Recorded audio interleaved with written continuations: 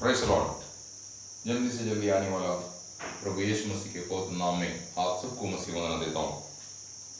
परमेश्वर की यदि पवित्र नाम की स्तुति हो। प्रभु ने एक सुंदर दिन आज हमको दान दिया। अभी तक प्रभु ने हमको जीवित रखा।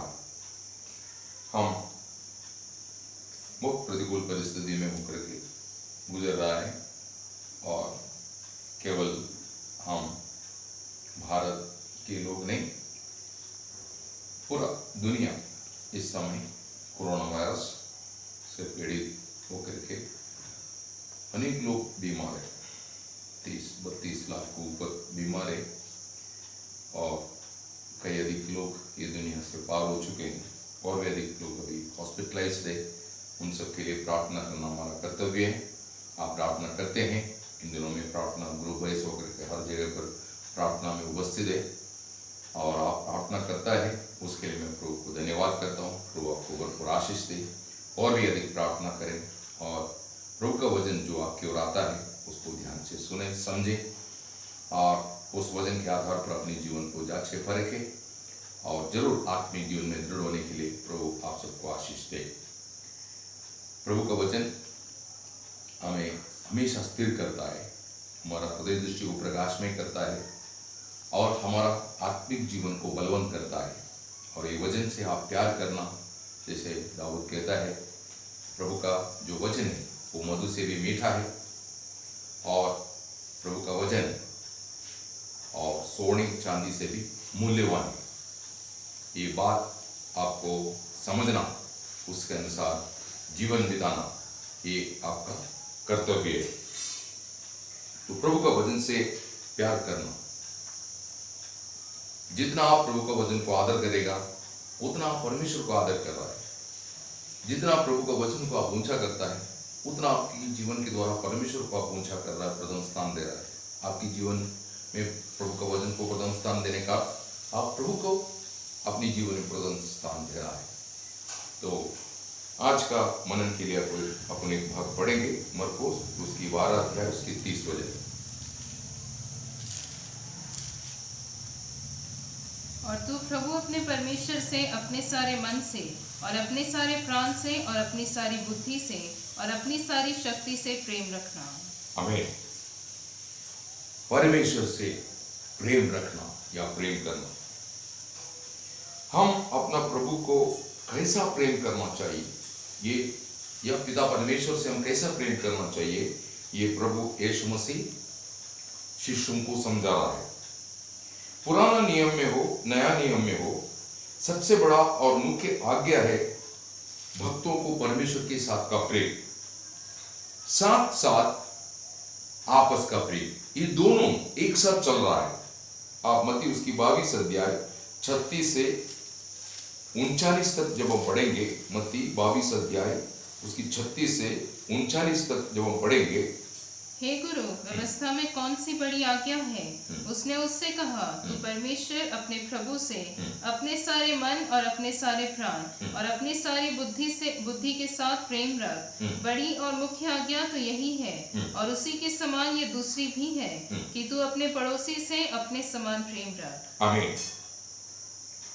और यीशु मसीह शिष्यों को समझाते समय पर प्रेम के विषय में प्रभु ने यूहन्ना उसकी 13 अध्याय 34-35 वचन में कि शिष्य लोग को प्रभु सिखाता है कि प्रेम कैसा होना चाहिए, वो विषय भी अपन पढ़ेंगे। मैं तुम्हें एक नई आज्ञा देता हूँ कि एक दूसरे से प्रेम रखो। जैसे मैंने तुमसे प्रेम रखा है वैसे ही तुम भी एक दूसरे से प्रेम रखो। यदि आपस में प्रेम रखोगे तो इसी से सब जानेंगे कि तुम मेरे चेले हो। आमीन। इसका मतलब यीशु मसीह भी ये आज्ञा की रीति में दिया है। तो प्रभु कहता है यहाँ पर विशेष रीति में तुम आपस में प्रेम करना। कैसे प्रेम करना? जैसा मैंने तुमसे प्यार किया है। प्रभु का प्रेम को हम समझना चाहिए। प्रभु कैसा हमको प्यार किया। प्रभु का प्रेम में बहुत अनोखा बात हमको देखने को मिलता है। उसको इस प्रकार वर्णन करता है पहला यूहन्ना का पहला पत्र उसके 3 अध्याय 16 वचन में। वो कहता है वो अपना प्राण से भी बढ़ करके हमको प्यार किया, ऐसा कहता है ना। आप वो वचन पढ़िए। हमने प्रेम इसी से जाना कि उसने हमारे लिए अपने प्राण दे दिए, हाँ, और हमें भी भाइयों के लिए प्राण देना तो चाहिए। प्रभु यीशु बोलता है कैसे प्रेम करना, कि मैं प्रेम का नमूना हूं। मैं कैसे प्रेम किया, इस रीति में मसीह लोग, मसीह का शिष्य लोग, क्रिस्ती लोग आपस में प्रेम करना, ये बात प्रभु का वचन हमको सिखाता है। तो हम अपना प्राण से बढ़ करके, अपने से बढ़ करके हम अपनी पवित्र लोगों से प्रेम करना चाहिए। यीशु मसीह के बारे में जब हम देखते समय पर रोम की पत्रिका में पौल ये बात इस प्रकार समझाता है, रोम उसकी 15 अध्याय उसका 2 और 3 वचन पढ़िए। हम में से हर एक अपने पड़ोसी से उसकी भलाई के हम में से हर एक अपने पड़ोसी को उसकी भलाई के लिए प्रसन्न करे, कि उसकी उन्नति हो, क्योंकि मसीह ने भी अपने आप को प्रसन्न नहीं किया। मतलब मसीह ने खुद के लिए नहीं सोचा, मतलब खुद की सुख नहीं सोचा। वो हमेशा ही सोचता है कि औरों को कैसे खुश रख सकेंगे। यही है प्रेम का सही पर्याय, कि औरों को खुश रखना या प्रोत्साहित रखना या आनंदित रखना। तो इस प्रकार हम एक दूसरे को प्रेम करना चाहिए। तो अगर वास्तव में प्रेम की पूर्णता में अगर हम जीवन बिताता है तो उसके साथ आपको आशीष दी है। एक सही प्रेम आप रखता है प्रभु से, प्रभु की मंडली से और प्रभु की सेवा से। आप एक सही अहमियत रखता है प्रेम, तो उसके द्वारा आप बहुत ही आशीषित लोग होंगे।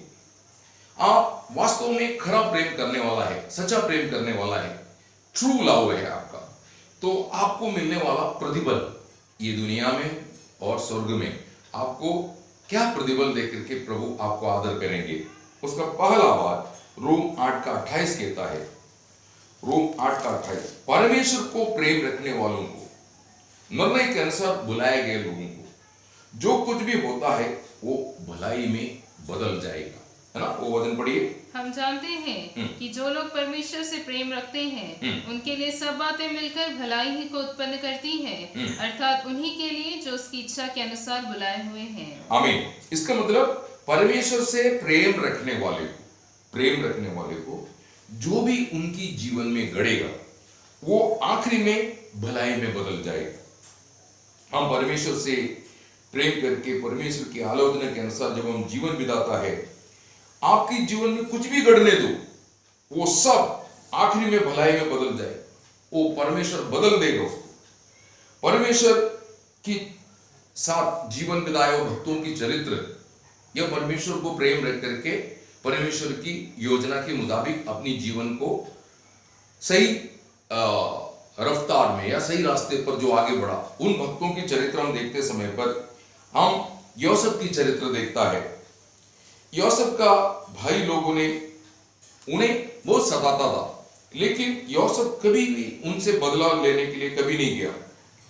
वो भाई लोगों से कभी नफरत या डाह नहीं रखा यूसुफ। उल्टा यूसुफ का भाई लोग यूसुफ से द्वेष भी रखता था, डाह भी रखते थे। ये सब जानता था मेरा भाई लोग मुझसे प्यार नहीं रखता, मुझसे नफरत करता है।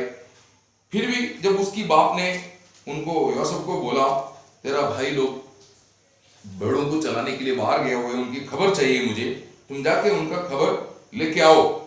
तो उत्पत्ति 37 अध्याय 13 से 14 तक हम पढ़ते समय पर यूसुफ अपने बाप याकूब को कहता है मैं जाके आता हूं, और वो गया भी है ना। वहां जाकर के आपको उनकी संभव मालूम है, वो भाई लोगों से नफरत करने के कारण उनको मार डालने के लिए पहले एक सूखा कुआं में पकड़ के डाला। फिर उन्होंने सोचा इसका खून हम पर क्यों आए, उसको कुएं से निकाल करके जो मिद्यानी लोग आ रहे थे उनके हाथों में 20 चांदी का सिक्का लेकर के बेच डाला, एक गुलाम बना करके। तो परमेश्वर को प्रेम करने वाला यूसुफ कभी भी किसी से बदला लेना या लड़ाई करना, किसी से नफरत करना, ऐसा कोई भी कार्य ना करते हुए हर एक बात वो सहन करता था। और उसकी जीवन आगे देखते समय पर उत्पत्ति 39:7 से 10 देखते समय पर जिस घर में उसको खरीद के लेके गया गुलामी करने के लिए, वो घर में जो उसका स्वामी है, उसकी पत्नी उसको पाप करने के लिए प्रोत्साहन किया। लेकिन वो कहता है परमेश्वर का भय मानने वाला मैं पाप नहीं कर सकता, मतलब मैं परमेश्वर से प्रेम रखता हूं। उसके लिए उसने सही जिंदगी जीने के लिए निर्णय लिया, बदले में उसको जेल जाना पड़ा, जेल में सजा काटना पड़ा। ये सब कुछ अनुभव करने के बाद हम आखिरी में देखता है वो सब भलाई में बदल गए। सब लोग उसको भूल गया था, लेकिन परमेश्वर नहीं भूला। परमेश्वर कभी उसको भूला नहीं। परमेश्वर ने उसको ऊंचा की, मिस्र की सेकंड इन कमांड बना। मतलब फरो के बाद अगला सबसे बड़ा अधिकारी मिस्र का यूसुफ था, है ना। आप उत्पत्ति 41 अध्याय 39 से मतलब 39 से 44 तक जो पढ़ते हैं, वहां पर ये बात आपको देखने को मिलता है। यूसुफ की गवाही है। जब अंत में हम देखते समय पर याकूब का मृत्यु के बाद जब वो भाई लोग डरने लगा, तो यूसुफ उनको समझाता है ना। उत्पत्ति 50 अध्याय उसका 20 वचन में जब हम देखते समय पर वो कहता है, तुमने तो मेरे बारे में बुरा सोचा, परंतु परमेश्वर ने वो मेरा भलाई में बदल दी। देखा, कोई भी एक क्रिस्ती के विरुद्ध में बुरा सोचने दो, भलाई में बदलने के लिए प्रभु हमारे साथ है। इसलिए हम परमेश्वर से अगर प्रेम रखता है, आपके जीवन में शुरू में कठिनाई होगा, दुख होगा, वेदना होगा, कोई परेशानी आ सकता है, कष्ट आ सकता है, दुख आ सकता है, लेकिन घबराओ मत, निराश मत हो। आप प्रभु से प्रीति रखो और वो प्रेम सच्चा हो, तो आखिरी में वो बात आखिरी में आपका भलाई में बदल जाएंगे। उसके बाद हम देखता है दाऊद की चरित्र। भजन संहिता 18:1 में वो कहता है, मेरा बल यहोवा, मैं तुझसे प्रेम रखता हूं। दाऊद का गवाही है। दाऊद परमेश्वर से प्रेम रखने वाला एक सच्चा भक्त था, इसलिए उसके जीवन में अनेक प्रतिकूल आया, कष्ट आया, दुख आया, ये सब आखिरी में भलाई में बदल दी। आप प्रेरितों की चरित्र 13 अध्याय 36 वचन में वहां पर लिखा, परमेश्वर की आलोचना के मुताबिक उसने अपनी सेवा पूरा करके निद्रा पाया, ऐसा लिखा है। मतलब वो राजा बनकर के 40 साल राज्य किया। शाऊल उसको मार डालने की कोशिश की, अबशालोम उसको मार डालने की कोशिश की, फिलिस्ती से, अमलेकी से, अम्मोनी से, सब उनको तकलीफ आया, लेकिन प्रभु उसके साथ रह करके उनको सब आखिरी में बदल करके उसको राजा उस सिंहासन में बैठाए, क्योंकि प्रभु ने उसका अभिषेक किया है। प्रियो, एक बात आपको याद रखना है, यदि परमेश्वर ने तुम्हें अभिषेक किया, अभिषेक का अर्थ अनॉइंटमेंट, प्रत्येक उद्देश्य के लिए तुमको अलग किया है, उसको अभिषेक कहता है। अगर परमेश्वर ने आपको अभिषेक किया है तो आप घबराओ मत। जिस विषय के लिए अभिषेक किया वो विषय में प्रभु आपको सिद्ध करेगा, है ना। आप 2 कुरिन्थी वहां पर वो बात बोलता है, 2 कुरिन्थी उसका पहला अध्याय उसका 21 वचन पढ़ना। 2 कुरिन्थी पहला अध्याय उसकी 21 वचन।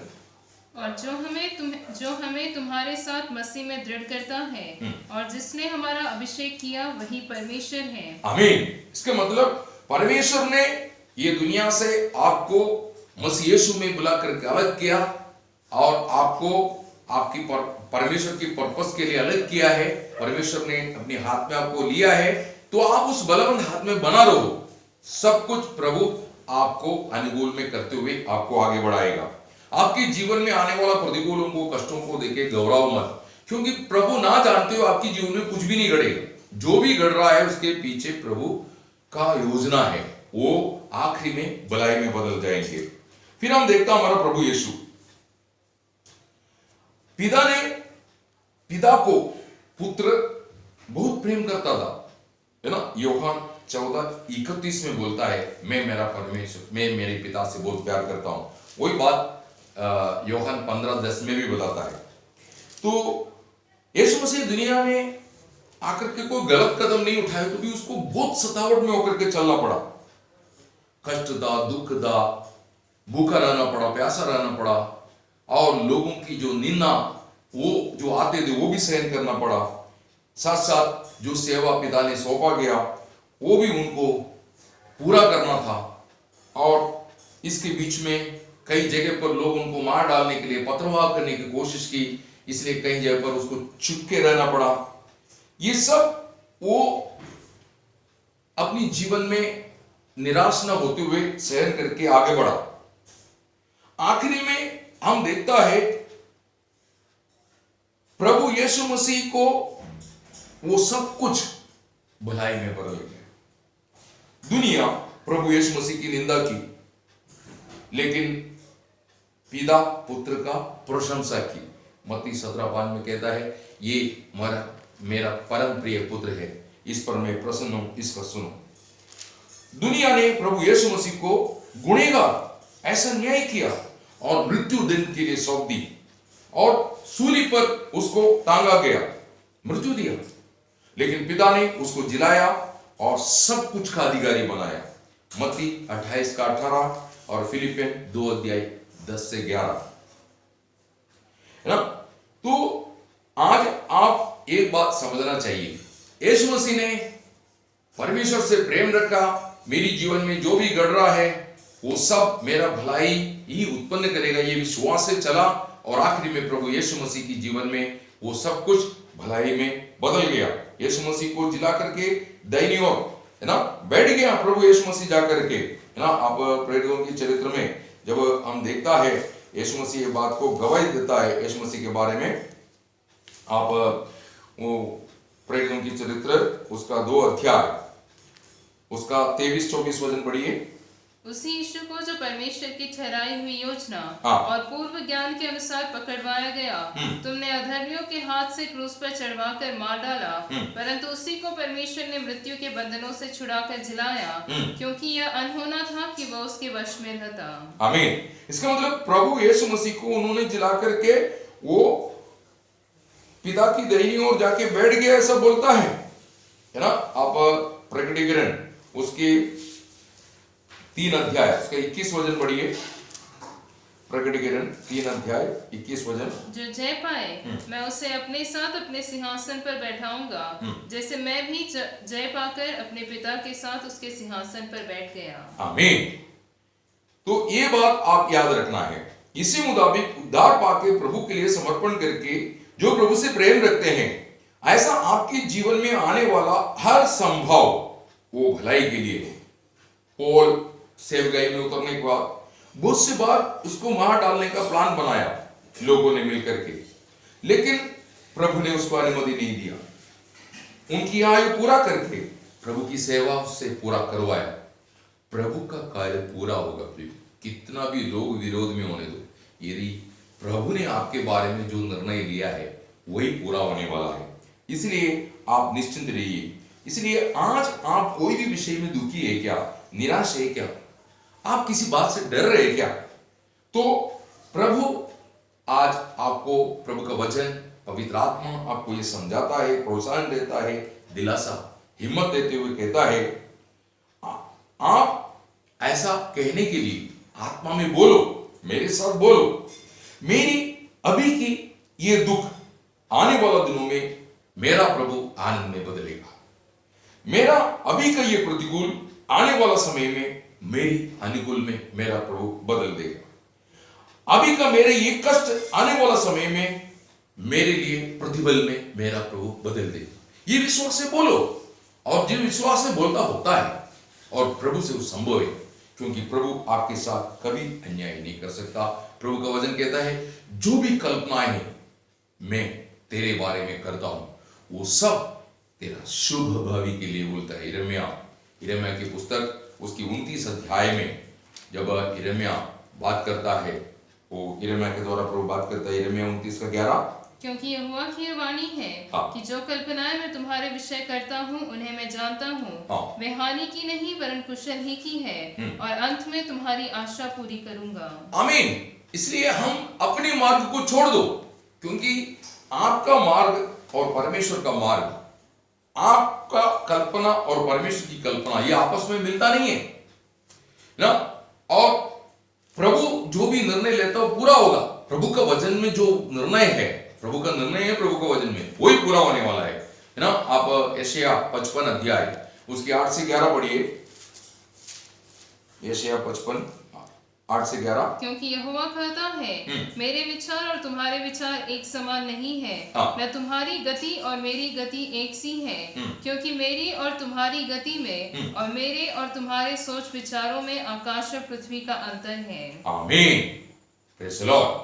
11 तक जिस प्रकार से वर्षा और हिम आकाश से गिरते हैं और वहां यूं ही लौट नहीं जाते, वरन भूमि पर पड़कर उपज उपजाते हैं, जिससे बोने वाले को बीज और खाने वाले को रोटी मिलती है, उसी प्रकार से मेरा वचन भी होगा जो मेरे मुख से निकलता है। वह व्यर्थ ठहरकर मेरे पास न लौटेगा, परंतु जो मेरी इच्छा है उसे वह पूरा करेगा, और जिस काम के लिए मैंने उसको भेजा है उसे वह सफल करेगा। आमीन ना। वचन जिस काम के लिए जाता है, आपके पास आया है, वो पूरा करने वाला है। इसलिए प्रभु यीशु मसीह वचन बदल के शरीर में आया, परमेश्वर का कार्य पूरा करके स्वर्ग में चले गया। परमेश्वर का कार्य अधूरा नहीं हो सकता, वो पूरा होने वाला है। तो आप प्रभु के हाथ के तले बना रहना, जो भी आपकी जीवन में घटता है मेरा भलाई के लिए है, ये भरोसा आशा आपकी दिल में मजबूत रखना चाहिए। तो परमेश्वर से प्रेम करने वालों को जो भी उनकी जीवन में घटता है वो सब आखिरी में भलाई में बदल जाएगा, ये आशीष है। दूसरा आशीष 1 कुरिन्थी 2 अध्याय 9-10 वचन में जब हम पढ़ता है, परमेश्वर से जो प्रेम रखते हैं उनके लिए जो परमेश्वर ने तैयार किया, जो परमेश्वर से प्रेम रखते हैं उनके लिए परमेश्वर ने जो तैयार किया, किसी आंख ने देखा नहीं, किसी कान ने सुना नहीं, किसी की चित्त में चढ़ा नहीं।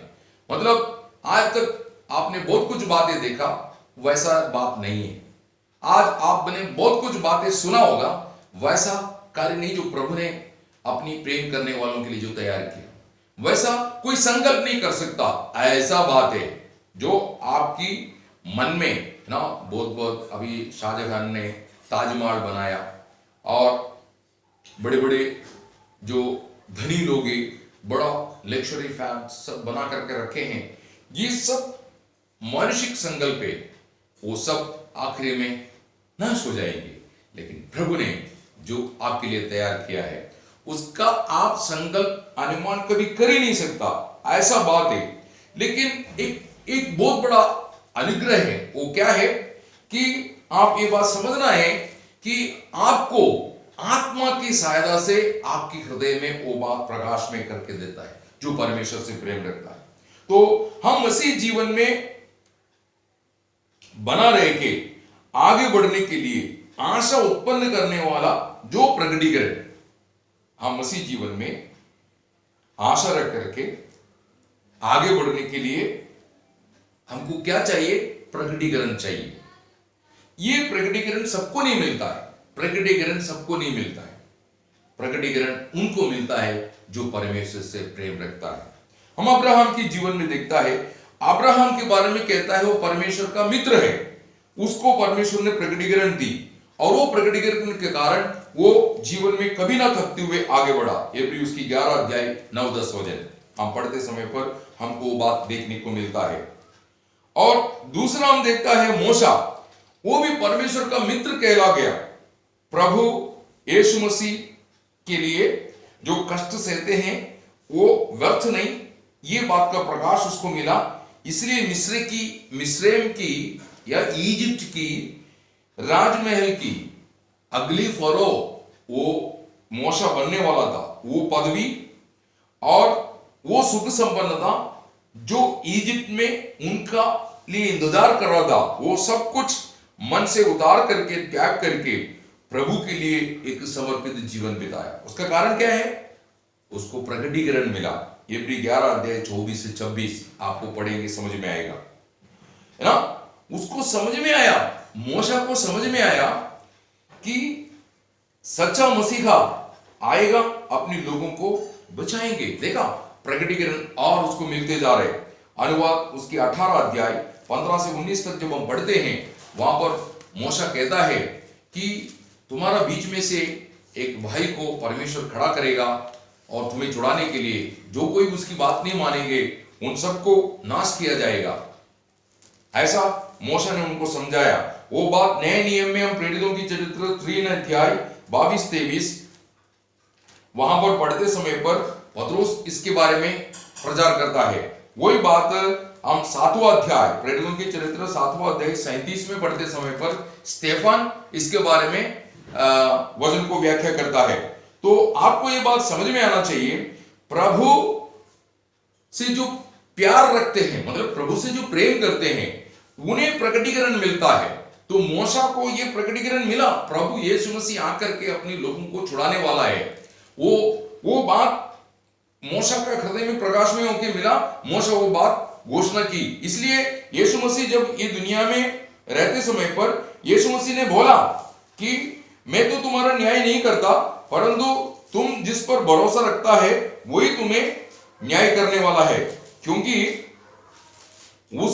उसने तुमको जो बोला वो बात पर तुम भरोसा नहीं किया।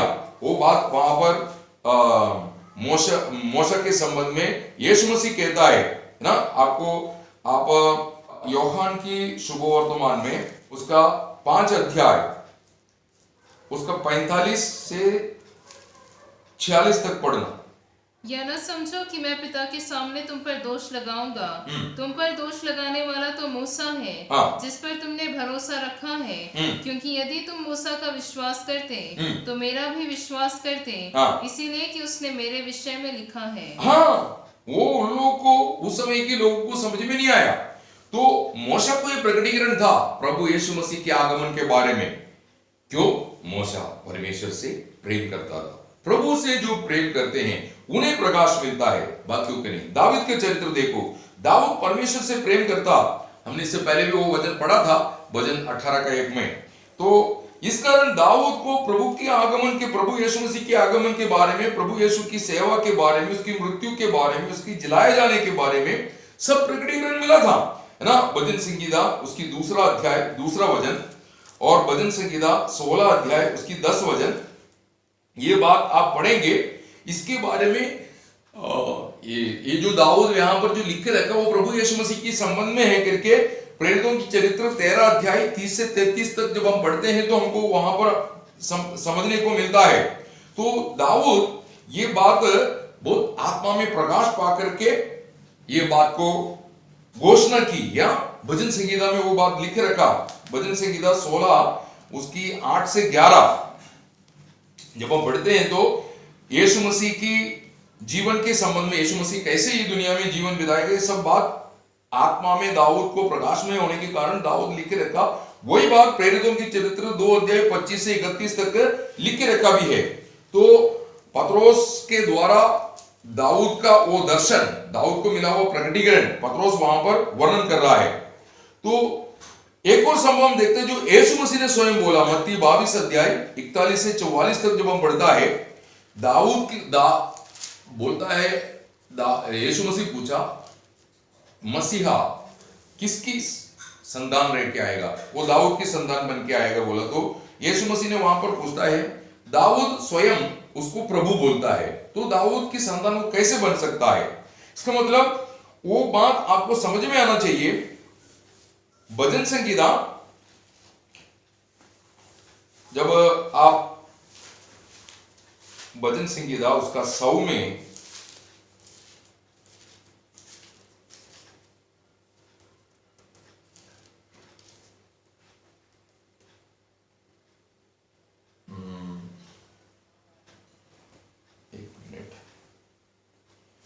भजन संगीता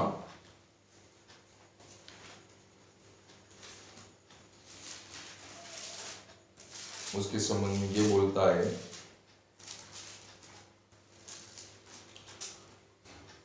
एक 110 का 1 में वो बात बोलता है, सॉरी है भजन संगीता 110 का 1 में वो बात वहां पर बोलता है कि उसको मिला हुआ एक और प्रकटीकरण हमको वहां पर देखने को मिलता है। तो उसको कोट करके यीशु मसीह कि ऐसे भजन में लिखा है, तुम्हारा व्यवस्था में ये बात लिखा है कि दाऊद यीशु मसीह को कौन बोल रहा है? प्रभु बोल रहा है। इसका मतलब दाऊद आत्मा में परमेश्वर की कॉन्फ्रेंस में, मतलब पिता पुत्र से बात करते हुए उसने सुना। तो वो कितना प्रकटीकरण पाया हुआ एक व्यक्ति था दाऊद। वो बात आप पढ़ना, उसका मत्ती 22 अध्याय में आइए,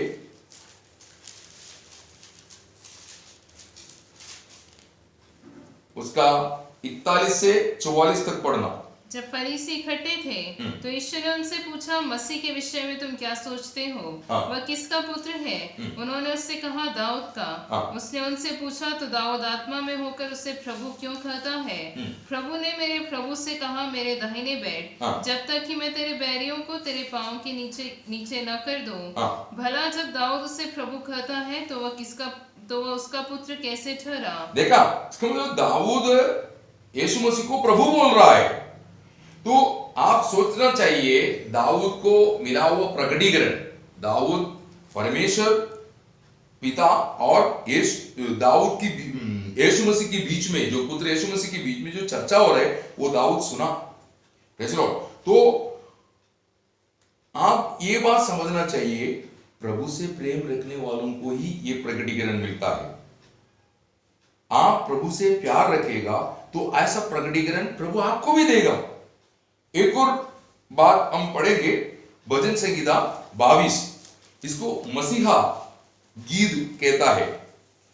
ये भजन संहिता दाऊद लिखते समय पर प्रभु की क्रूस की कुर्बानी को उसने देखा है।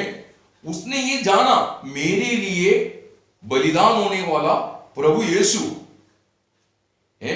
ये दुनिया में आकर के बलिदान होने से पहले दाऊद ने देख लिया उसकी उद्धारकर्ता को। दाऊद को समझ में आया, मेरा पाप का प्रायश्चित के लिए, मुझे पापों से छुड़ाने के लिए या मुझे पाप क्षमा दिलाने के लिए मेरा प्रभु धरती पर आकर के मेरा पापों का प्रायश्चित करेगा। इसलिए भजन 32, 51 ये सब आत्मा में आप पढ़ेंगे, आपको समझ में आएगा। उसके बाद उसने ये दर्शन पाने के बाद उसने ये भजन सब रचना की और एक समर्पित जिंदगी जिया। जब उसको पता चला परमेश्वर हमसे कितना प्यार करता है, मुझसे कितना प्यार करता है, वो प्रकटीकरण उसको मिला ना। पहला राजा 15 अध्याय 5 वचन में वहां पर लिखा है, हित्या हूरी का विषय को छोड़ के बाकी किसी भी बातों में उसने परमेश्वर का बात को टाला नहीं, क्योंकि उसको समझ में आया। तो हम आपको समझाने का तात्पर्य, सबको परमेश्वर की पद्धति का प्रकटीकरण नहीं मिलता, सबको परमेश्वर का पद्धति का प्रकटीकरण नहीं मिलता। प्रभु को जो हृदय से प्यार करता है, सच्चे दिल से प्यार करता है, उन्हें यह प्रकटीकरण मिलता। जिसको यह प्रकटीकरण मिलता उनको कष्ट रहता है, उनको दुख रहता है, उनको विरोध रहता है, उनसे विरुद्ध में शैतान लड़ता है। तो आपको आज अगर कोई कष्ट नहीं, दुख नहीं, ऐसा अवस्था में है, तो आपने अभी तक मंडली जीवन में आने के बाद आपने कोई प्रकाश पाया नहीं, मंडली जीवन का उद्देश्य को आपने समझा नहीं। ऐसा नहीं जीना चाहिए। मंडली जीवन का प्रत्येक उद्देश्य, हम सब प्रत्येक परमेश्वर का प्रत्येक उद्देश्य के लिए दुनिया से अलग किया हुए लोग और मंडली में लाया गया है ना। यूहन्ना का चरित्र जब हम पढ़ते हैं, प्रभु का शिष्य यूहन्ना, रेवलेशन 1:1 में यीशु मसीह का जो प्रकटीकरण यीशु मसीह यूहन्ना को दी। यूहन्ना एक अच्छा सेवक है, प्रभु का गवाही और वचन के कारण वो किधर जाना पड़ा? पतमोस में जाना पड़ा। प्रकटीकरण 1:9 में लिखा है। प्रकटीकरण मतलब वो पतमोस में इतनी भयानक वातावरण के बीच में प्रभु उधर आया और उसको आने वाला संभवों के बारे में उसको प्रकटीकरण दिया। देखो, आप ये बात हमेशा आप समझना चाहिए ना। प्रकटीकरण के पुस्तक में जब हम पढ़ते समय पर बहुत क्लियर वो बात बोलता है कि क्या बोलता है ना। प्रभु उसको कहता है, आप उसका प्रकटीकरण उसकी पहला अध्याय उसका पहला वचन पढ़िए। यीशु मसीह का प्रकाशित वाक्य जो उसे परमेश्वर ने इसे दिया कि अपने दासों को वे बातें जिनका शीघ्र होना अवश्य है दिखाए, और उसे अपने स्वर्गदूत को भेजकर उसके द्वारा अपने दास यूहन्ना को बताया। आमीन। इसका मतलब प्रभु क्यों ये बात बोलता है कि उनको कहता है कि उसका तीसरा वचन उसका आखिरी में कहता है समय निकट है, समय निकट है। तो अभी देखो, जो कुछ भी परमेश्वर पिता ने पुत्र को दिया वो प्रकटीकरण, पुत्र किसको देता है? जो पुत्र से प्रेम करने वाला, पुत्र का शिष्य यूहन्ना को प्रकट किया। तो यूहन्ना ने वो लिख करके पवित्र लोगों के लिए तैयार करके आज हमारे हाथ में मिल गया। पतरोस के जीवन में देखो, पतरोस प्रभु से प्रेम करने वाले एक शिष्य था। उसकी पत्रिका पढ़ते समय पर आपको समझ में आएगा प्रभु उनको क्या प्रकटीकरण दिया है। पौल के जीवन में आप देखते समय पर पौल परमेश्वर से, प्रभु यीशु से प्रेम करने वाले एक सच्चा शिष्य था। उसको तीसरा स्वर्ग तक लेके गया, मंडली का अर्थ समझाया और पवित्र लोगों को उन्नति के लिए, स्थिरता के लिए, दृढ़ता के लिए 14 पत्रिका प्रभु ने उसके द्वारा लिखवाया। उसके लिए उसको जेल में जाना पड़ा, मार खाना पड़ा और कई यात्राएं करना पड़ा। ये सब उसके जीवन में होते हुए भी वो कोई कम, मतलब उसको बहुत बड़ा प्रकाश मिला है। एफिशिएंस 3 अध्याय 1 से 5 आप पढ़ेंगे, आपको ये बात समझ में आएगा। तो उसको ये बात मालूम हो गया मंडली कैसे उठाया जाने वाला है, कितनी भाग में जाएंगी, है ना। फिलिपियन 3 अध्याय 20-21 वचन और पहला थिस्सलुनी 4 अध्याय 16-17 वचन, इब्री 9 अध्याय 28 वचन आप पढ़ेंगे कि मंडली का जो पुनरुत्थान वो किस प्रकार होंगे। ये प्रकार सब उसको प्रभु से मिल गया। आप पहला कुरिन्थी 15 अध्याय उसकी 52 वचन पढ़िए, वहां पर भी मंडली उठाए जाने वाला विषय में उसको क्या प्रकाश मिला वो वहां पर बताता है। तो आज आप प्रिय भाई बहन, आपको ये बात मालूम होना चाहिए, आज आप एक ढीला ढाला मंडली जीवन, एक ढीला आलसी मंडली जीवन क्यों बिता रहा है? उसके एक ही कारण है, आप मंडली जीवन में आने के बाद आपकी हृदय दृष्टि प्रकाश में नहीं हुआ, आपको एक प्रकटीकरण नहीं मिला, इसलिए आप उत्साही नहीं है। प्रोवर्ब्स नीति सूत्र 29 उसका 18 वहां पर कहता है, जहां पर प्रकटीकरण नहीं, जनता अव्यवस्थित चाल चलेगा, बोलता है। वो पढ़िए, जहाँ दर्शन की बात नहीं होती वहां लोग निरंकुश हो जाता है। मतलब जीवन एक करके बोल नहीं सकता, ऐसा अवस्था में पड़ा रहता है। ना तो कोई प्रार्थना है, ना तो कोई उत्साह है, ना तो वचन पढ़ता है, ना तो सुवार्ता का कार्य करता है, कुछ नहीं, कोई प्रकटीकरण नहीं। ये मंडली जीवन की समाप्ति क्या उनको अभी तक समझ में नहीं आया है। ये केवल जैसे कोई नाटक देखता है या कोई ऐसी बातें देखता है, वैसे ही उनकी जीवन है। इसकी असलियत एक दिन हम प्रभु के सामने जाने वाला है, ये भरोसा तक लोगों में उतर चुके हैं, ऐसे अवस्था में जा रहा है, क्योंकि इस पीढ़ी में दर्शन नहीं दे। पहला शताब्दी में ऐसा नहीं था, उनको वो दर्शन था और वो दर्शन के अनुसार, वो प्रकटीकरण के अनुसार बहुत उत्साह की जिंदगी जीता है। आज पवित्र लोगों के जीवन में देखो, वो प्रभु का आगमन की तैयारी कर रहे क्या? नहीं, इधर घर बांधने के लिए, इधर पैसा बनाने के लिए, इधर अकाउंट बैलेंस बढ़ाने के लिए, प्रॉपर्टी बढ़ाने के लिए, उसके लिए प्रार्थना है, उसके लिए दौड़े, उसके लिए बैठ के प्रभु से मांगते रहते हैं। तो इसका मतलब धरती छोड़ने का कोई प्लान ही नहीं है। यहां पर सेटल होने का सारा प्लान बना रहा है। आज कोरोना आकर के ये बात बता रहा है कि तू कितना भी सेटल होने की कोशिश करो, एक वायरस जो जिसको हमारे आंखों में दिखता नहीं, वो इंसान को बहुत बड़ा सबक सिखा रहा है। आप ये धरती पर कितना भी पैसा कमा लो, लेकिन आपको कोरोना से बचना पैसे से नहीं हो सकता। प्रियो, पैसे से नहीं हो सकता। आप एक कोरोना का सामना नहीं कर सकता, तो आप अंध समय पर क्या सामना कर पाएंगे? आप थोड़ा सोचना चाहिए। मनुष्य तात्कालिक है, मनुष्य 4 उंगली लंबाई उसकी जिंदगी है, पानी की बुलबुल जैसा उनका आयु, ऐसा बोलता है। इसलिए आप प्रभु का संधान, प्रभु की आगमन की तैयारी करना चाहिए, है ना। वो प्रकटीकरण आपकी हृदय में प्रकाश में होने नहीं दे रहे। शैतान कहीं ना कहीं आपको उलझा रहा है। आप आज वचन सुनते समय पर खुद को परखना कि वास्तव में आप एक दर्शन पाके दौड़ता है, ये बात आपको जानना चाहिए, है ना। 2 कोरिन्थी 4 अध्याय 3-4 वचन पढ़िए। 2 कोरिन्थी 4 अध्याय 3-4 वचन। परंतु यदि हमारे सुसमाचार पर पर्दा पड़ा है तो ये नष्ट होने वालों ही के लिए पड़ा है, और उन अविश्वासियों के लिए जिनकी बुद्धि संसार के ईश्वर ने अंधी कर दी है, ताकि मसीह जो परमेश्वर का प्रतिरूप है उसके तेजों में सुसमाचार का प्रकाश उन पर न चमके। प्रभु का वचन आपके हृदय में चमकेगा, आपको प्रकाश मिलेगा, प्रकटीकरण हो जाएगा, आपको उत्साह बढ़ जाएंगे। शैतान बीच में आड़े ला करके आपको ये दुनिया में शरीर करने के बारे में बात करता है। आप प्रभु से बढ़ करके शैतान की बातें सुन करके ये दुनिया में आशा लेके बैठा है। दुनिया में नहीं, हमको आने वाला उस दुनिया में, ना हिलने वाला उस राज्य में, जैसे अब्राहम ने उस नगरी को जो परमेश्वर स्वयं शिल्पी होकर के निर्माण करने वाला उस नगरी का बाढ़ जो रहा था, उसने वो नगरी देखा।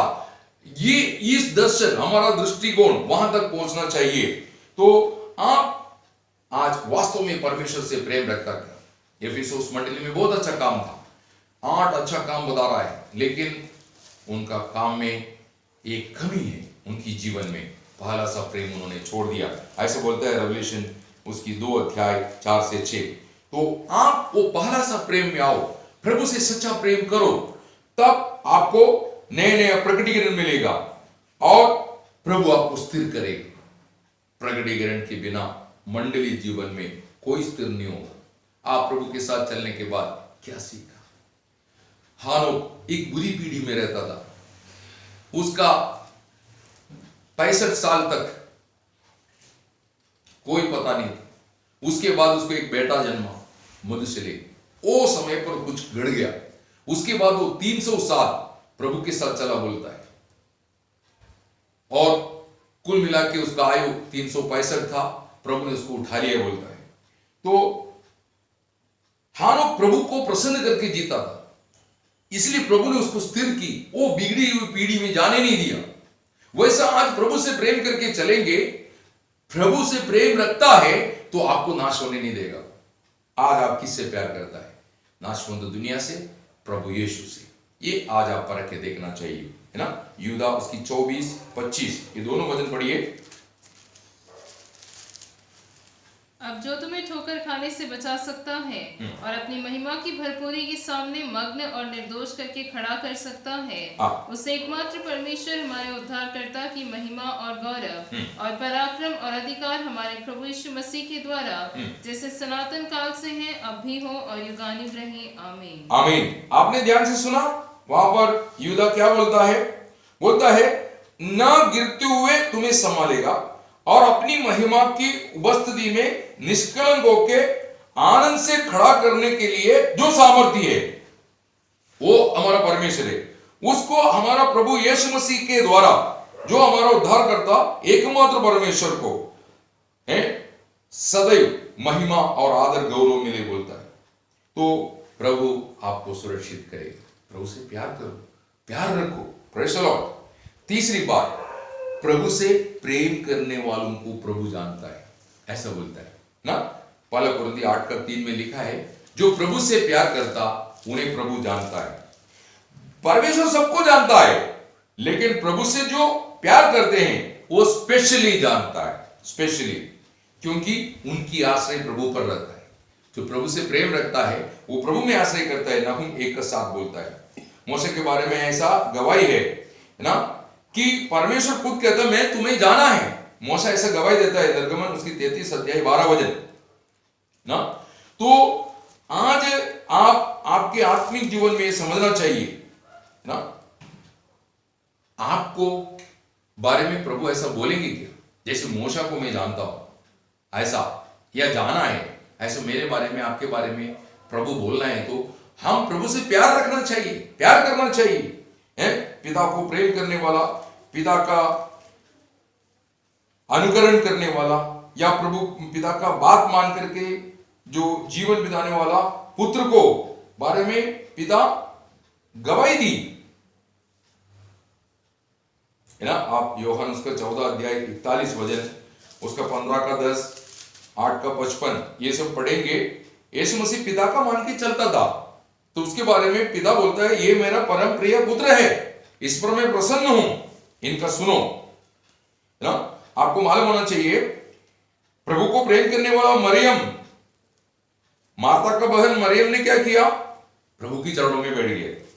उसके बारे में कहता है मरियम की चुनौती सही है, उसने उत्तम भाग को चुना।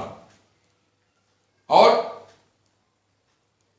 प्रभु की सिर पर इत्तर मला, इत्तर जो मला, जो सुगंधित तेल जो डाला, वो स्त्री के बारे में बोलता है इसने मेरे लिए अच्छा किया।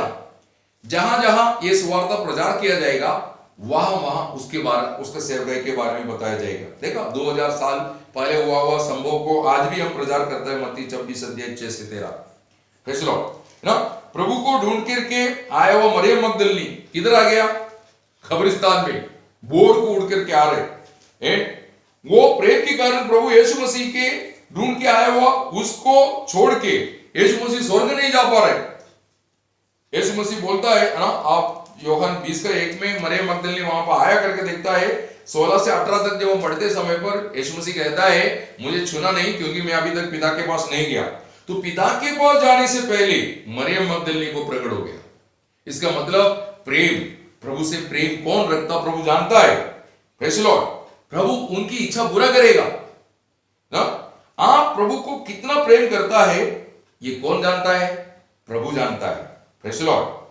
तो हम प्रभु को प्रेम करने का एक और सबूत है प्रभु का बात मानना। आज मंडली जीवन में आप प्रभु का बात मान के, प्रभु का दासों का बात मान के, ये वचन के अनुसार पवित्र आत्मा का अधीन होकर के आत्मा का अगुवाई में जो चलते हैं, उन्हें बोलता है वो परमेश्वर से प्यार करता है ना। 1 यूहन्ना 5:3, यूहन्ना की शुभवर्तमान 14 अध्याय उसकी 15 वचन, 21 वचन, 23 वचन, ये सब है ना। इब्री उसकी 13:17, ये सब क्या बोलता है कि जो प्रभु से प्रेम करता है वो बात मानेगा। लेकिन उसका यूहन्ना उसकी 14:24 में बोलता है जो मुझसे प्रेम नहीं रखता वो मेरा बात नहीं मानता है।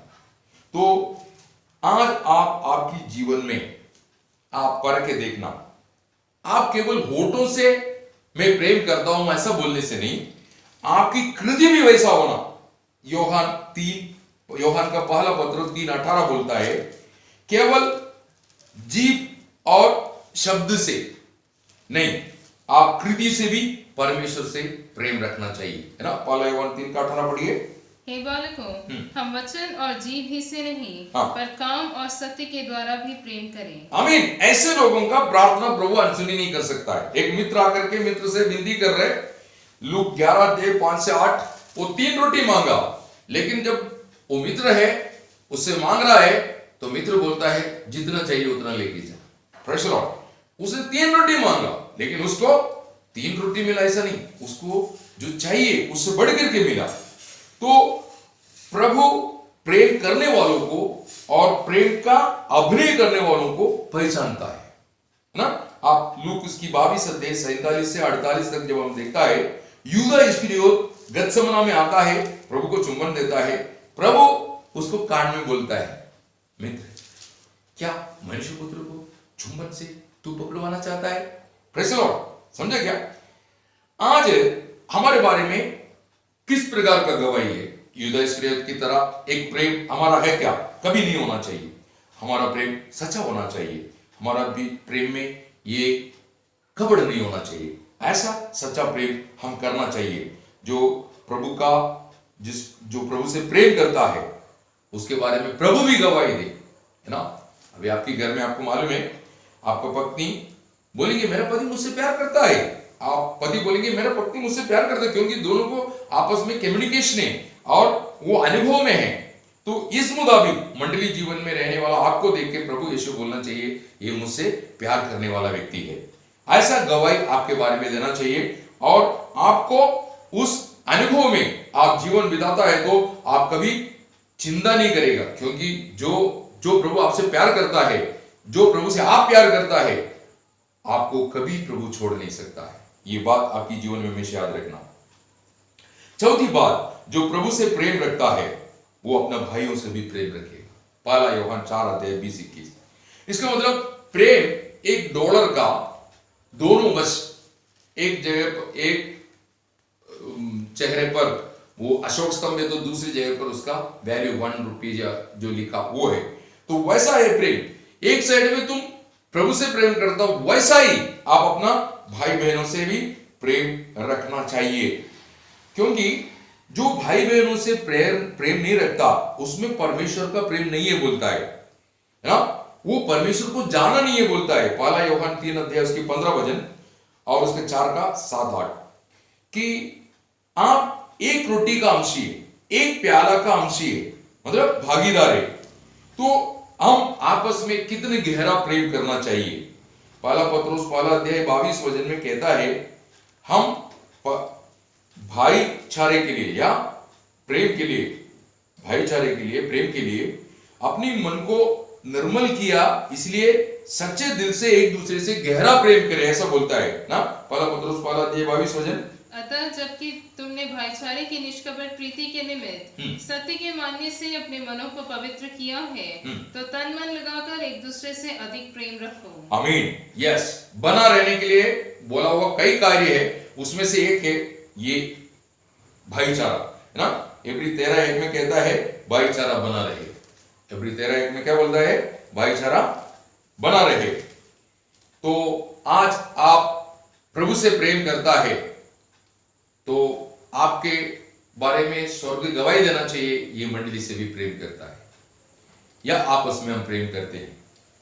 कायन दुष्ट से था और अपना भाई का कत्ल किया बोलता है। ऐसा आज हम कभी भी अपना भाई बहनों से नफरत रख करके अपन मंडली जीवन में हम सफलता नहीं पा सकता है, प्रभु उन्हें एक्सेप्ट नहीं करेगा।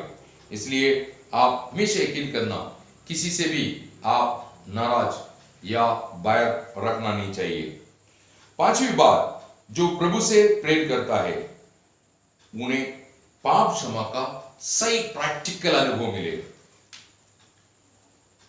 पाप क्षमा कोई फंडामेंटल रूल नहीं जो पाठ करके आप बोलते हैं मुझे पाप क्षमा मिला, ऐसा नहीं, प्रैक्टिकल अनुभव मिलना चाहिए। लूक 7:47 पढ़ना। इसीलिए मैं तुझसे कहता हूँ कि इसके पाप जो बहुत थे क्षमा हुए, क्योंकि इसने बहुत प्रेम किया। पर जिसका थोड़ा क्षमा हुआ वह थोड़ा प्रेम करता है। आमीन। इसका मतलब जो प्रभु से अधिक प्रेम करता है उसको ही सही पाप क्षमा का अनुभव मिलेगी। आज आप प्रभु को अधिक प्रेम इसलिए नहीं कर पाता, उसका कारण क्या है? आपकी उद्धार एक सांकल्पिक बात। आप किसी को देख के मंडली जीवन में आपको सही उद्धार का अनुभव आपको मिला नहीं है। आज भी आप अपनी पापों में उलझा हुआ है। प्रभु को हम कैसा, मतलब प्रभु हमको कैसे प्रेम किया, या प्रभु से हमको मिला वो प्रेम क्या है? आप रोम उसकी 5 अध्याय उसकी 5 वचन पढ़िए।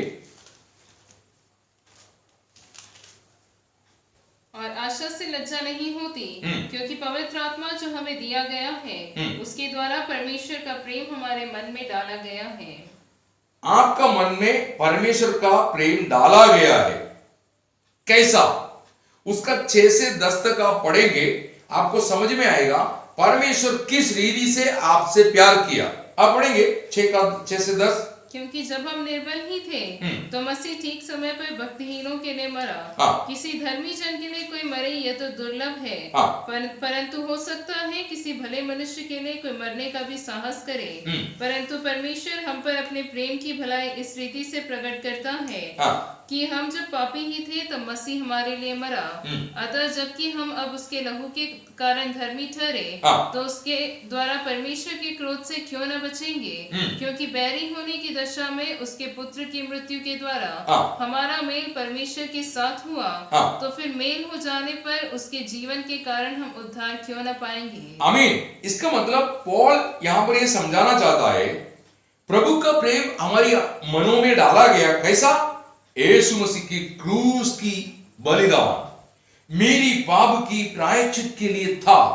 ये जब तक प्रकट होके आपकी दिल में, आपकी मनों में नहीं मिलता, आप उस पर विश्वास भी नहीं करेगा, आप प्रभु से प्रेम भी नहीं करेंगे। केवल होठों में बोलेगा मैंने विश्वास किया और बोलेंगे मैं प्रभु से प्यार करता हूं। आज अधिकतर लोग कुछ छुटकारा को उद्धार समझता है, कुछ छुटकारा जो उनको मिला उसको उन लोग उद्धार ऐसा सोच करके धोखा खाता है।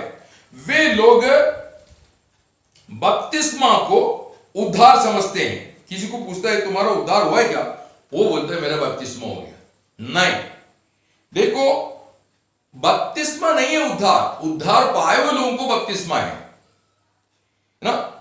अभी शिमोन जिसकी घर में ये पापिनी स्त्री आया यीशु मसीह के चरणों में बैठे हैं, उस घर का मालिक शिमोन प्रभु यीशु मसीह को भोजन के लिए अपने घर पर बुलाया है।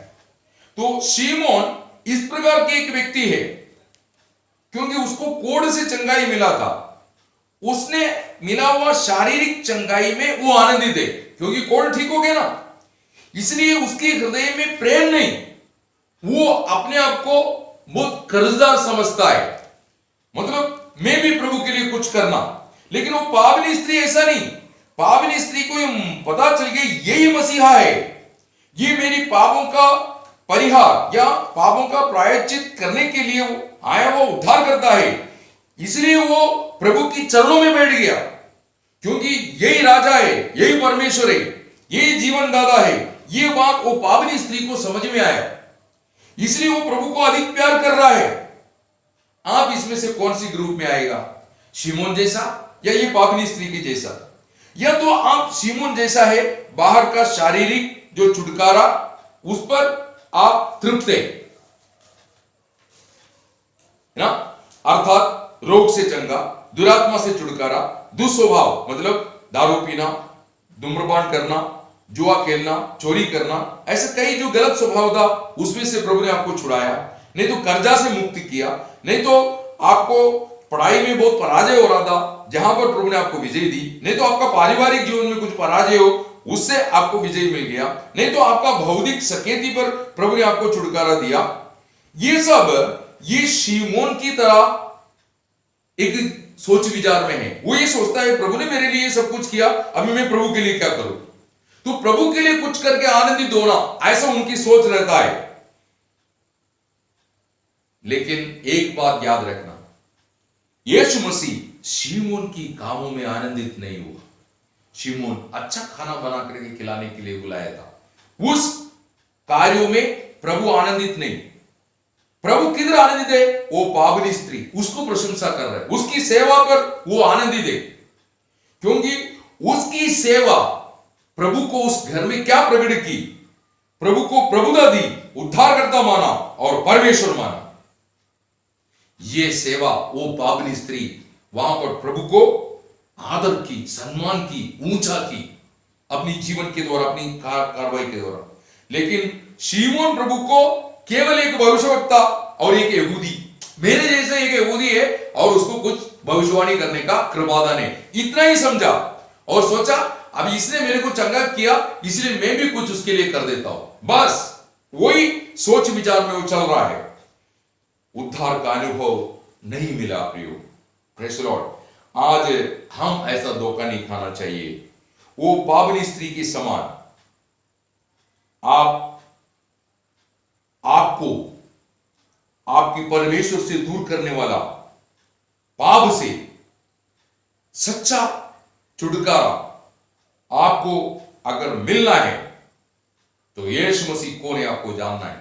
जैसे पौल ने बोला वैसा आप बोलना चाहिए, है ना। आप पहला तिमोथी पहला अध्याय उसका 15 वचन पढ़िए। पहला तिमोथी पहला अध्याय 15 वचन।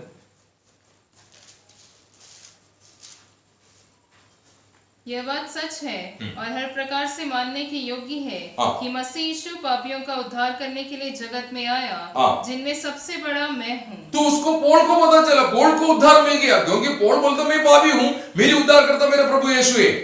वो बात बार बार वो बताता है। और उसका दूसरा अध्याय 5-6 वचन पढ़िए।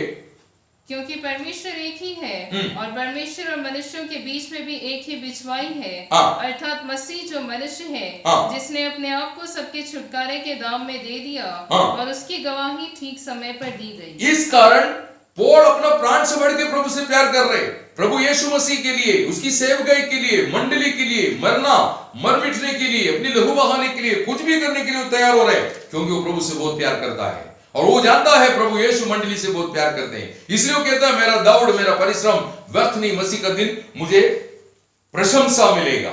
प्रेज़ द लॉर्ड ना। तो इस प्रकार वास्तव में उद्धार का अनुभव आपको मिला है तो आप प्रभु को अधिक प्रेम करेगा, आप प्रभु को अधिक आराधना करेगा। जैसे आराधना करना चाहिए वैसे करेंगे। Praise the Lord. प्रिय भाइयों बहनों, आप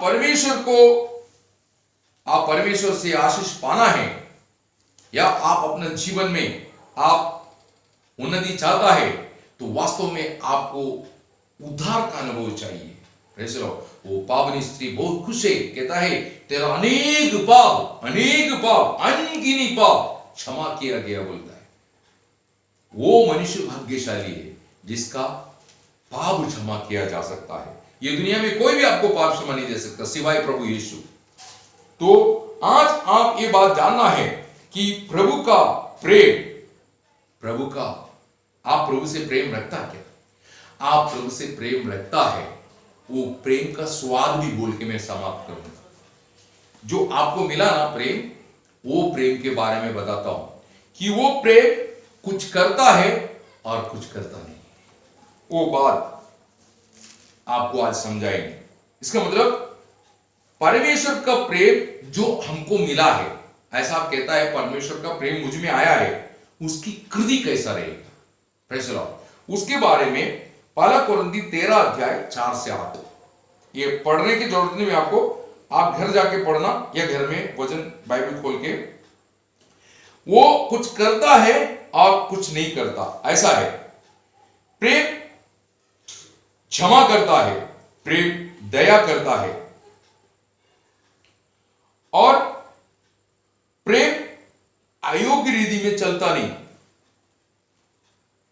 ये बात आपको समझ में आना चाहिए, है ना? प्रेम क्षमा करता है, प्रेम दया करता है, फिर प्रेम सत्य पर आनंदित रहता है, प्रेम सब कुछ सह लेता है, क्षमा करता है, विश्वास करता है, आशा करता है, और प्रेम बोले तो वो सब कुछ सहन करता है, और प्रेम कभी टलता नहीं। और इसी मुताबिक प्रेम जो नहीं करता, प्रेम दाह नहीं करता, प्रेम अपनी बढ़ाई नहीं करता, प्रेम फूलता नहीं, प्रेम अनरीति चलता नहीं, प्रेम अपनी भलाई नहीं चाहता, झुंझलाता नहीं, बुरा नहीं मानता, कुकर्म से आनंदित नहीं रहता। तो ऐसा है 16 बात वहां पर, ये पहला कोरिन्थी 13 अध्याय 4 से 8 16 बात कहता है। और कौन बोलता है? मसीह जीवन में सबसे श्रेष्ठ मार्ग ये है। आप पहला कोरिन्थी 12 अध्याय 31 वचन में आखिरी में लिखा है, मैं आपको एक श्रेष्ठ मार्ग दिखाता हूं। वो बोल के रखिए, उसका 14 अध्याय उसका पहला वचन में कहता है प्रेम की आचरण कर। तो आज आपको ये समझाना चाहता है, यदि आप प्रभु से प्यार करता है, ये स्वाद आपके अंदर आएगा। आपको प्रभु का प्रेम मिला है, क्योंकि प्रभु से जो प्यार करता है उन्हें प्रभु भी प्यार करता है। प्रभु का प्यार जिनमें आया है उनमें ये गुण विशेष रहता है। तो आप प्रभु से प्रेम रखता है तो आपको मिलने वाला आशीष, आत्मिक जीवन में मिलने वाला मजबूती या आशीष जो बोलते हैं, उसके बारे में हम ध्यान कर रहा था। आप प्रभु से प्यार करता है सच्चे दिल से, तो जो भी आपके जीवन में घड़ेगा वो प्रभु भलाई में बदल देगा। आप प्रभु से प्यार करता है, आपको इतनी बड़ी बातें जो प्रभु ने तैयार की, उसका प्रकाश आपकी आत्मा में प्रभु देता रहेगा, और किसी को नहीं मिलेगा। जो प्रभु से प्रेम रखते हैं उन्हें प्रकटीकरण मिलता है। तीसरा, परमेश्वर किनको जानता है? Praise the Lord. परमेश्वर किनको जानता है? जो परमेश्वर से प्रेम रखता है उनको जानता है। आप प्रभु से प्यार करता है तो प्रभु आपको जानता है। आप मोदी से कितना भी प्रेम करो, मोदी आपको जानता है क्या? नहीं, वो आपको नहीं जानता। Praise the Lord. परंतु हमारा परमेश्वर जो बीता हुआ पीढ़ी का सबको जानता है। जो हमसे पहले जो पीढ़ी बीत गया उन सबको प्रभु जानता है। इस पीढ़ी का हर व्यक्ति को प्रभु जानता है, और आने वाला पीढ़ी, अगर प्रभु यीशु मसीह के आगमन दे रहे तो आने वाला वो पीढ़ी को भी प्रभु जानता है। इनमें कौन कौन प्रभु को प्रेम करते थे और प्रेम करता है और प्रेम करेंगे, ये प्रभु जानता है। उसके एक वचन है, वो वचन आपको पढ़ेंगे तो आपको समझ में आएगा। यूहन्ना उसकी 6 अध्याय, यूहन्ना की शुभवर्तमान उसकी 6 अध्याय, उसका 64 वचन पढ़िए। परंतु तुम में से कुछ ऐसे हैं हाँ। जो विश्वास नहीं करते, हाँ। क्योंकि यीशु पहले ही से जानता था यीशु पहले ही से ये जानता था कि जो विश्वास नहीं करते जो विश्वास नहीं करते वे कौन है वे कौन है। और कौन मुझे पकड़वाएगा। इसका मतलब सब कुछ प्रभु जानता है। समझ में आया? इसलिए मैंने आपको बोला आपसे पहले जो पीढ़ी है उनका हर व्यक्ति को प्रभु यीशु जानता है। नहीं तो बाइबल में पीढ़ी की लिस्ट नहीं आता। पीढ़ी का जो लंबा लिस्ट है जो लिखा गया वो सब कैसे आया? प्रभु ने लिखवाया, इसलिए आया है। Praise the Lord. और अभी वर्तमान में जो पीढ़ी है उन सबको प्रभु जानता है। तुम सबको जानता है क्या? तुम्हारा पड़ोस में कौन रहता है उसका नाम तुमको नहीं मालूम, लेकिन प्रभु बोलता है आकाश को देखो, वो तारागणों का एक एक तारा का नाम लेके मैं पुकारता हूं। Praise the Lord. तो ये बात आपको जानना है। और आने वाला पीढ़ी अगर प्रभु का आगमन दे रहे तो जो पीढ़ी आएंगे जो हमारे बाद में हो वो पीढ़ी को भी कौन जानता है? प्रभु यीशु जानता है। Praise the Lord. तो प्रभु से जो प्रेम करते हैं उनको प्रभु जानता है। Praise the Lord. चौथा, प्रभु से जो प्रेम रखता है वो अपना भाई बहनों से भी प्रेम रखेगा। प्रभु से प्रेम किए बगैर आप भाई बहन से प्रेम नहीं कर सकता, और भाई बहन से प्रेम किए बगैर आप प्रभु से जो प्रेम करता हो पूर्ण हो भी नहीं सकता है। पांचवी बात, जो प्रभु को प्रेम करते हैं उनको पाप क्षमा का प्रैक्टिकल लाइफ, प्रैक्टिकल अनुभव मिलता है। Praise the Lord. छठवीं बात, प्रभु का प्रेम का टेस्ट, जो परमेश्वर से प्रेम रखता है, जिनको परमेश्वर का प्रेम मिला उनके अंदर असली स्वाद है प्रेम का। आज अनेक लोगों के पास जाने से उन लोग जो आपको देने वाला प्रेम प्रभु का प्रेम नहीं, वो उनका प्रेम है, वो धोखा है। तो आज आप यकीनन भरोसा, मतलब आप यकीन करना है, पहली बात आपका नया जन्म हुआ है, आपको परमेश्वर की आत्मा, प्रभु यीशु मसीह की आत्मा मिला है क्या? उस आत्मा में होकर के आपको मिला क्या? परमेश्वर का प्रेम मिला है क्या? वो प्रेम में आप परमेश्वर से प्रेम करता है क्या? तो ये सारा आशीष, जो 6 आशीषों के बारे में मैंने आपको बोला, वो निर्लोभ आपको मिलता रहेगा, निर्लोभ आपको मिलता रहेगा। तो आप निश्चिंत रहिए, प्रभु आपको ये वचन इसलिए देता है आप खुद को पहचाने कि आप ऐसा अंधेरे में ना रहे कि आपका उद्धार हुआ करके संकल्प में मत रहो, रियलिटी में आ जाओ, रियलिटी में, सच्चाई पर आओ, और आप जानो कि वास्तव में मैं स्वर्ग जानने वाले क्रिस्ती है, मेरा नागरिकता स्वर्ग में है, उस स्वर्ग की पुस्तक में, वो स्वर्ग की जीवन की पुस्तक में मेरा नाम चढ़ा हुआ है, मैं वहां का सिटीजन हूं। ये बात जानना बहुत जरूरी है। उनके बारे में ये सब बातें बोलता है। तो जरूर आपको ये वचन आशीषदायक है, आप इसको जरूर सुनिए और पूरा सुन करके उसका आशीष औरों तक पहुंचाने के लिए भी प्रभु आपके जीवन में कृपा करे। इन वचनों से प्रभु सबको आशीष दे। Praise the Lord.